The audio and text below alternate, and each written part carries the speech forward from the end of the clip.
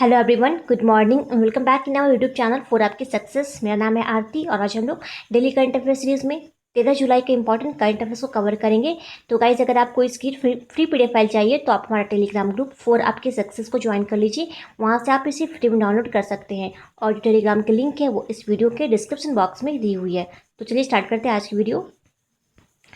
First question है, Britain Bharat व्यापार परिषद ने किसको अपना नया समूह मुख्य कार्यकारी अधिकारी नियुक्त किया है? तो इसका राइट आंसर है ऑप्शन ए, जयंत कृष्णा। ठीक है, तो अभी हाल ही में ब्रिटेन भारत व्यापार परिषद के नए समूह मुख्य कार्यकारी अधिकारी के रूप में जयंत कृष्णा को नियुक्त किया गया है। अच्छा, इस पद पर नियुक्त होने वाले ये पहले भारतीय हैं और ये 3 अगस्त से अपना कार्यभार संभालेंगे। ठीक है, तो आपको इनका नाम याद रखना है। नेक्स्ट बढ़ते हैं। क्वेश्चन नंबर 2 है, हाल ही में किस शहर के टाटा मेमोरियल सेंटर की एक टीम ने लार के नमूनों में मौजूद आरएनए वायरस का पता लगाने के लिए रमन स्पेक्ट्रोस्कोपी का प्रयोग किया? तो इसका राइट आंसर है मुंबई। ठीक है, तो मुंबई में स्थित ये टाटा मेमोरियल सेंटर की एक टीम ने जो है लार के नमूनों में मौजूद आरएनए वायरस का पता लगाने के लिए अभी इस रमन स्पेक्ट्रोस्कोपी का प्रयोग किया। ठीक है, अच्छा ये है क्या? ये जो रमन स्पेक्ट्रोस्कोपी है ये क्या है?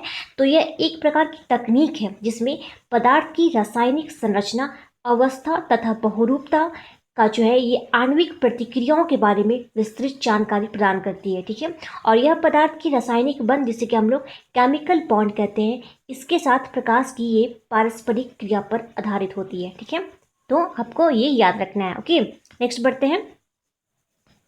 क्वेश्चन नंबर 3 है, हाल ही में सिंगापुर के फिर से पीएम पद पर कौन चुने गए हैं? तो इनका नाम है ली सी लुंग। ठीक है, तो याद रखना कि अभी हाल ही में सिंगापुर के जो नए प्रधानमंत्री बने उनका नाम है ली सी लुंग। ठीक है, अच्छा बात करें जीन कैस्टेक्स की, ये कौन है?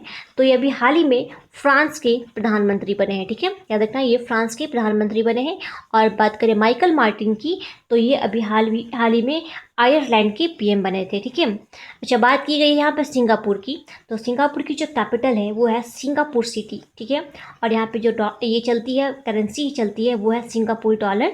और यहाँ के जो प्रेसिडेंट है उनका नाम है हातिमा याकूब। याद रखना हातिमा याकूब जो है वो सिंगापुर की प्रेसिडेंट है। ठीक है, अच्छा एपिक का जो हेड क्वार्टर है वो सिंगापुर में है। याद रखना ये वेरी वेरी इंपॉर्टेंट है कि एपिक का जो हेड क्वार्टर है वो आपका सिंगापुर में स्थित है। एपिक का जो फुल फॉर्म है वो है एशिया पैसिफिक इकोनॉमिक कॉरपोरेशन। ठीक है, अच्छा 2019-20 में भारत में सबसे ज़्यादा एफडीआई जो है वो आया था आपका सिंगापुर से। ठीक है, तो आपको ये क्वेश्चन भी याद रखना है। ठीक है, नेक्स्ट बढ़ते हैं।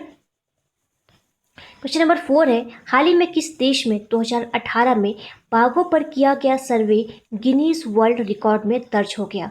तो इसका राइट आंसर है ऑप्शन सी, इंडिया। ठीक है, तो इंडिया के अंदर जो ये 2018 में बाघों पर किया गया ये सर्वे हुआ है, ये गिनीज वर्ल्ड रिकॉर्ड में दर्ज कर दिया गया। ठीक है, अच्छा इस गणना में पता चला है कि इंडिया में बाघों की जो टोटल संख्या है वो है 2967, यानी कि 2967, 2967। ठीक है, ये जो टोटल बाघों की संख्या है अभी इंडिया में। ठीक है, अच्छा सबसे ज़्यादा जो बाघ है वो किस राज्य में पाए जाते हैं? तो वो है मध्य प्रदेश में। ठीक है, नेक्स्ट पढ़ते हैं।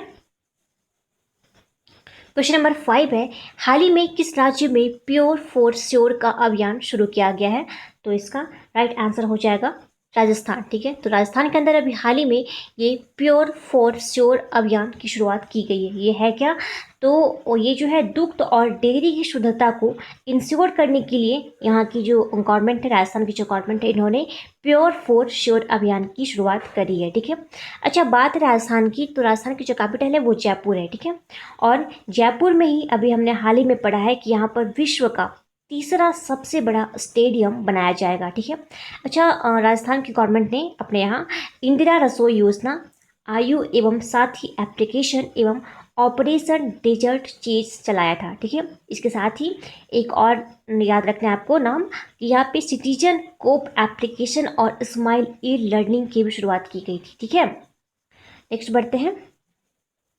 क्वेश्चन नंबर 7 है, हाल ही में किस राज्य में भारत की पहली राज्य स्तरीय ई लोक अदालत शुरू की गई है? तो इसका राइट आंसर है ऑप्शन ए छत्तीसगढ़। ठीक है, तो आपको याद रखना है छत्तीसगढ़ के अंदर जो है ये भारत की पहली राज्य स्तरीय ई लोक अदालत शुरू की गई है। आपको बता दें कि छत्तीसगढ़ के बिलासपुर जिले में इसकी जो शुरुआत है, इसका जो शुभारंभ किया इन्होंने PR रामचंद्रन मेनन, इनका नाम है PR रामचंद्रन मेनन, जो कि छत्तीसगढ़ हाईकोर्ट के चीफ जस्टिस है। ठीक है, तो इन्होंने ही इसकी शुरुआत, तो इसकी जो है शुभारंभ करी है। ठीक है, अच्छा बात है छत्तीसगढ़ की, तो इसकी कैपिटल है रायपुर।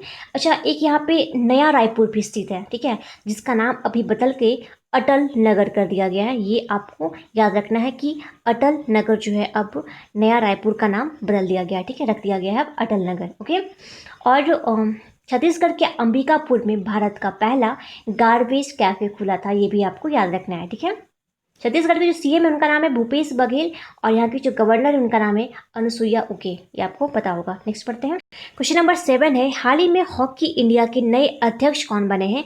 तो इनका नाम है ज्ञानेंद्रो निंगोमबाम। ठीक है, याद रखना ज्ञानेंद्रो निंगोमबाम जो है अभी हाल ही में हॉकी इंडिया के नए अध्यक्ष बनाए गए हैं। ठीक है, नेक्स्ट बढ़ते हैं, क्वेश्चन नंबर 8 है, हाल ही में किस राज्य के नादौन पुलिस थाने को देश के सर्वश्रेष्ठ पुलिस थाने का दर्जा दिया गया? तो इसका राइट आंसर है ऑप्शन ए हिमाचल प्रदेश। ठीक है, तो हिमाचल प्रदेश के अंदर जो स्थित है ये नादौन पुलिस थाना, इसे देश का सबसे सर्वश्रेष्ठ पुलिस थाने का दर्जा दिया गया है। ठीक है, अब आती है हिमाचल प्रदेश की, तो इसकी जो समर कैपिटल है वो है शिमला, और इसकी जो विंटर कैपिटल है वो है धर्मशाला। ठीक है, ये आपको याद रखना है।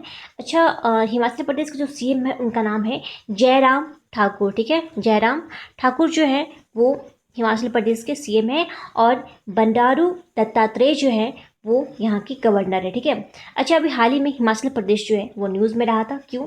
तो 100% घरों में LPG कनेक्शन देने वाला ये देश का पहला राज्य बना। याद रखना 100% घरों में LPG कनेक्शन देने वाला ये भारत का पहला राज्य बना है। ठीक है, इसके साथ ही यहाँ पर ये जो हिमाचल प्रदेश है इसने ई पंचायत पुरस्कार 2020 के तहत इसने पहला पुरस्कार जीता है। ठीक है, और हिमाचल प्रदेश की जो गवर्नमेंट है इन्होंने अपने यहाँ वरिष्ठ नागरिकों के लिए पंचवटी योजना की शुरुआत की थी, और यहाँ पे एक निगाह प्रोग्राम को भी लॉन्च किया गया है। ठीक है, नेक्स्ट बढ़ते हैं, क्वेश्चन नंबर 9 है, हाल ही में दलाई लामा की आत्मकथा किसने लिखी है? तो इसका राइट आंसर है ऑप्शन ए तेंजिन गे टेथोंग। ठीक है, तो याद रखना कि तेंजिन गे टेथोंग ने दलाई लामा की आत्मकथा को इन्होंने लिखा है, और ये जो है दलाई लामा के बहुत ही करीबी मित्र हैं, और इन्होंने ही इनकी आत्मकथा को लिखा है। ठीक है, अच्छा बात करें दलाई लामा की, तो ये वर्तमान में हिमाचल प्रदेश के धर्मशाला में रहते हैं। ठीक है,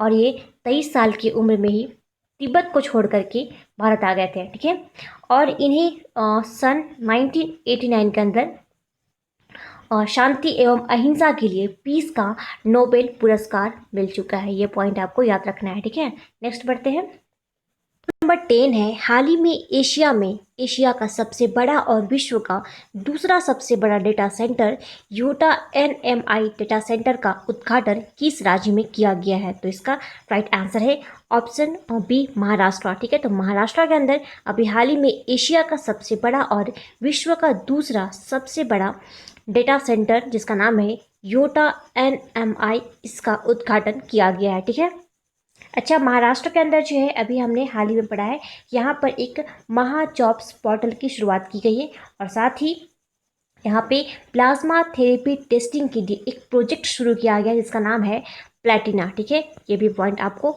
याद रखना है। ठीक है, नेक्स्ट बढ़ते हैं,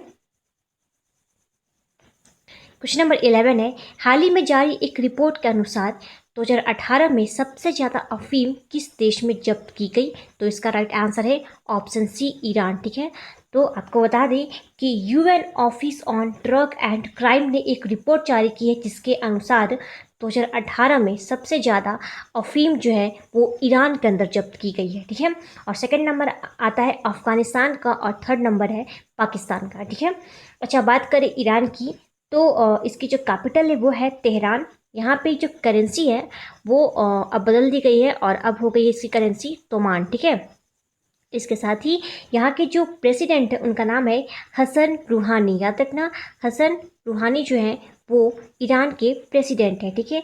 और जो ईरान की जो पार्लियामेंट है उसे कहा जाता है मजलिस, ठीक है। अच्छा, चाबार पोर्ट जो है वो भी ईरान में स्थित है, ये भी आपको याद रखना है, ठीक है। नेक्स्ट बढ़ते हैं। आज का हमारा लास्ट क्वेश्चन है, क्वेश्चन नंबर 12। हाल ही में किस देश की सेना ने 2020 के लिए यूनिफिल पर्यावरण पुरस्कार जीता है? तो राइट आंसर है इंडिया, ठीक है। तो हमारे देश की सेना यानी कि भारत की सेना ने अभी हाल ही में 2020 के लिए यूनिफिल पर्यावरण पुरस्कार जीता। देखिए, संयुक्त राष्ट्र शांति मिशन के तहत भारतीय सेना ने पर्यावरण संरक्षण में उल्लेखनीय योगदान के लिए ये प्रथम पुरस्कार इसने जीता है, ठीक है।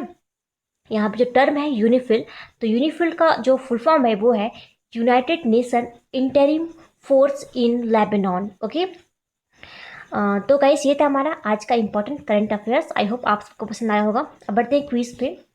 तो कल हमने आपसे प्रश्न पूछा था कि अभी हाल ही में जो उड़ीसा के अंदर स्टेट सॉन्ग का दर्जा दिया गया है वंदे उत्कल जननी सॉन्ग को, तो इस सॉन्ग को लिखा किसने है? तो इसका राइट आंसर था कि लक्ष्मीकांता महापात्रा, ठीक है। आप सभी ने इसका बिल्कुल सही आंसर दिया था। आज के लिए आपका प्रश्न रहेगा, आपको बताना है कि अभी हाल ही में इंडिया ग्लोबल वीक 2020 का आयोजन कहाँ पर किया गया है? क्वेश्चन एक बार फिर से सुन लीजिए। अभी हाल ही में इंडिया ग्लोबल वीक 2020 का आयोजन कहाँ पर किया गया है? आप अपना आंसर हमें कमेंट बॉक्स में कमेंट करके बताइए। तो गाइस, आज की वीडियो यही समाप्त करते हैं। Thanks for watching.